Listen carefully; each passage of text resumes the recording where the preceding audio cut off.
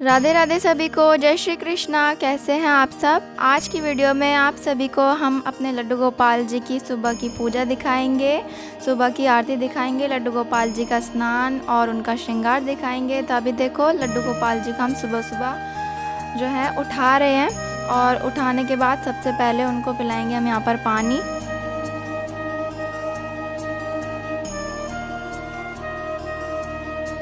और नन्हे से हमारे कृष्णा, छोटे से माधव, उनको बड़े ही प्यार से सुबह सुबह उठाते हैं और उसके बाद बहुत ही प्यार से पानी पिलाते हैं। उसके बाद उनको स्नान के लिए जो है लेकर जाएंगे। अब यहाँ पर उनके स्नान की तैयारी हो रही है, तो अब ये जो उनके वस्त्र हैं ये निकाले जाएंगे और उसके बाद हम उनको स्नान कराएंगे।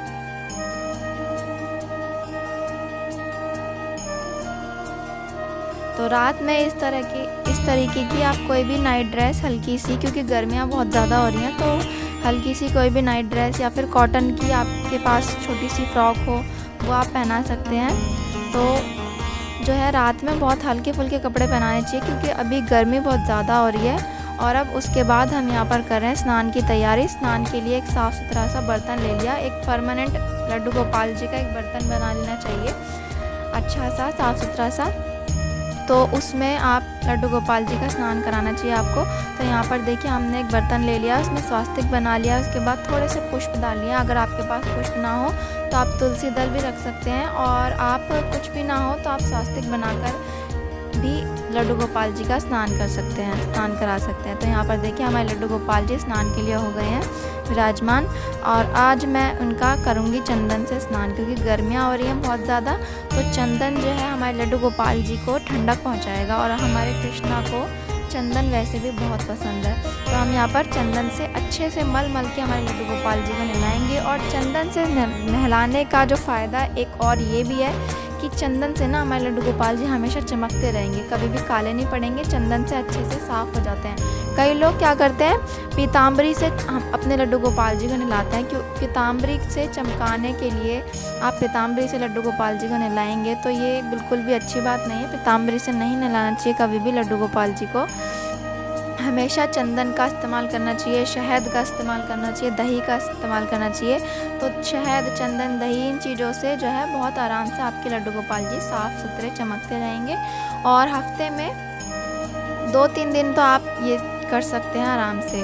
और चंदन का स्नान तो अभी गर्मियाँ है तो आप रोज़ कर सकते हैं। तो यहाँ पर देखिए अभी मैं अच्छे से चंदन का स्नान कर रही हूँ, और चंदन के स्नान से लड्डू गोपाल जी को ठंडक भी मिलेगी पूरे शरीर पर, और उनको जो है उनके शरीर भी चमक जाएगा। और अब यहाँ पर चंदन से अच्छे से लेप कर दिया, और अच्छे से मल मल के चंदन से मैंने उनके पूरे शरीर पर लेप कर दिया है। और अब उसके बाद जल से उनका स्नान कराएंगे। तो अच्छे से मल मल के यहाँ पर लड्डू गोपाल जी का स्नान करा देंगे। और जल एकदम से लड्डू गोपाल जी के ऊपर नहीं डालते, क्योंकि लड्डू गोपाल जी हमारे छोटे से हैं, नन्हे से हैं। तो धीरे धीरे धीरे धीरे करके, थोड़ा थोड़ा करके जल उनके ऊपर डालेंगे और हल्के हल्के हाथों से मलते हुए लड्डू गोपाल जी का स्नान कराएंगे। तो बिल्कुल ही बच्चों की तरह, जैसे छोटे बच्चों की सेवा होती है ना, इसी तरीके से हम अपने लड्डू गोपाल जी की सेवा करते हैं।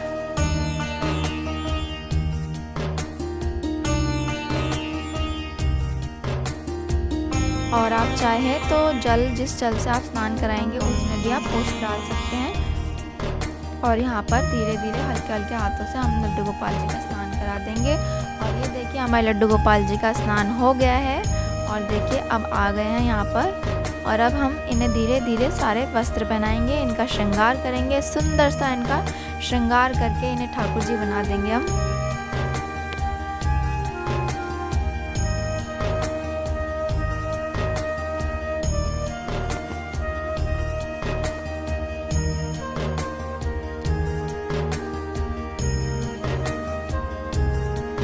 आज मैं अपने कन्हैया को ये हल्की सी ड्रेस पहनाऊंगी, क्योंकि गर्मियां हैं ना, तो गर्मियों में हल्की फुल्की ड्रेस ही अच्छी रहती है। जब कोई फेस्टिवल वगैरह होता है तो उसमें हम लड्डू गोपाल जी को थोड़ी हैवी ड्रेस पहना देते हैं। वैसे गर्मियों में मैं हल्की फुल्की ड्रेस ही पहनाती हूँ।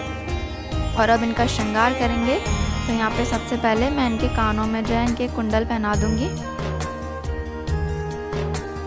और कई लोग बोलते हैं कि हमारे लड्डू गोपाल जी बहुत छोटे से हैं तो उनके कानों में छेद नहीं है, तो हम अपने लड्डू गोपाल जी को कानों में टॉप्स या कुंडल कैसे पहनाएं। तो अगर आपको छोटे से आपके लड्डू गोपाल जी अगर आप पहनाना चाहते हैं, आप चाहते हैं कि उनके कानों में कुछ हो, तो ज़रूरी नहीं है कि उनके कानों में छेद हो तो आप रियल के टॉप्स पहनाएं। आप छोटी सी बिंदी लगा सकते हैं यहाँ पर कानों में, और या फिर आप साफ़ सुथरी जो नेल पेंट होती है ना, साफ़ क्लीन एकदम, उससे आप लड्डू गोपाल जी की बिंदी लगा सकते हैं। तो ऐसा लगेगा जैसे उन्होंने टॉप्स पहने हैं, बहुत सुंदर लगेंगे। और अब उसके बाद यहाँ पर मैं उनको उनका ये जो हार है ये पहना दूँगी, और हाथों में कड़े पहना दिए हैं, और अब यहाँ पर उनके जो बाल हैं ये भी लगा दिए हैं, और अब उसके बाद उनकी सुंदर सी पगड़ी लगा देंगे। गर्मियाँ हैं, गर्मियों में अगर आप लड्डू गोपाल जी को अपने बच्चे की तरह रखते हैं, पगड़ी जो है स्किप भी कर सकते हैं।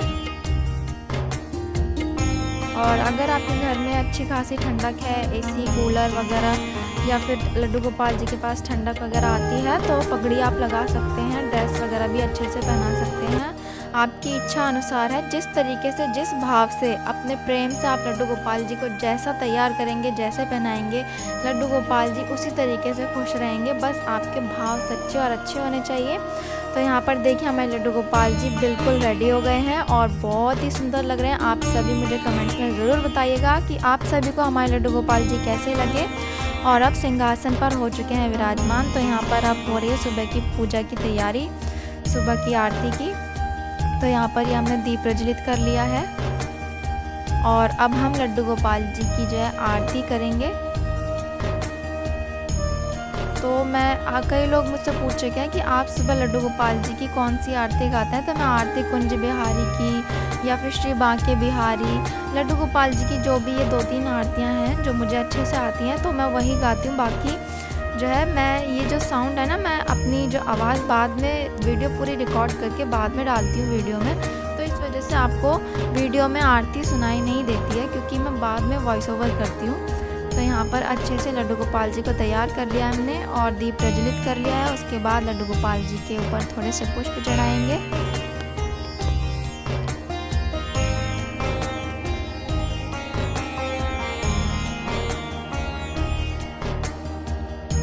और अब यहाँ पर हो रही है हमारे कृष्णा की आरती।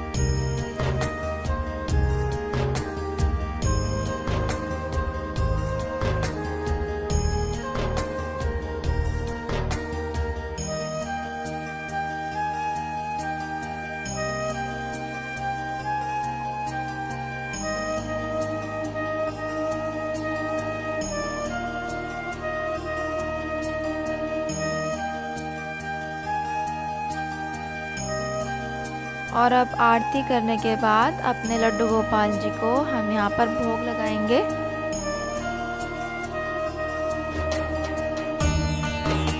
वैसे मैं सुबह सुबह आरती के बाद उनको जो है ब्रेकफास्ट की तरह हल्का फुल्का ड्राई फ्रूट्स या दूध वगैरह देती हूँ। आज मैं भोजन यहाँ पर मैंने दिया है लड्डू गोपाल जी को। उसके बाद जब दोपहर में सुलाते हैं लड्डू गोपाल जी को, उस समय फिर से लड्डू गोपाल जी को कुछ ना कुछ भोजन वगैरह खिलाएंगे। तो यहाँ पर जो है सब्जी रोटी का भोग लगा रही हूँ मैं अपने कन्हैया जी को, और अपने हाथों से भोग लगाकर थोड़ी देर तक भोग कन्हैया के पास ही रखा रहने दूंगी। थोड़ी देर बाद भोग जो है हमारे कन्हैया खुद ग्रहण कर लेंगे। उसके बाद जल पिलाकर वो भोग जो है हम उठा लेंगे मंदिर में से, और प्रसाद के रूप में घर में थोड़ा थोड़ा सभी लोग ग्रहण कर लेंगे उसको।